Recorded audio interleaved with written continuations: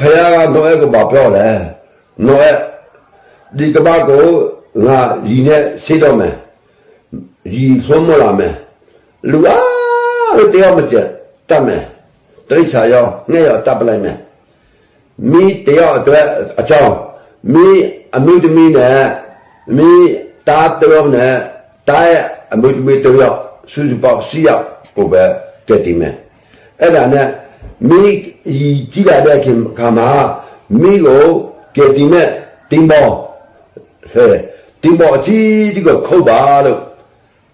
ဖယားကနော်အဲ့ကိုပြောရတယ်အဲ့ဒါနော်အဲ့ကလည်းသူမြတ်ဒီအားလုံးတည်ရဲ့တည်ညီနဲ့ဘုရားကရှင်းလို့ယူဆုံးမလို့တည်တဲ့နေအချိန်မှာ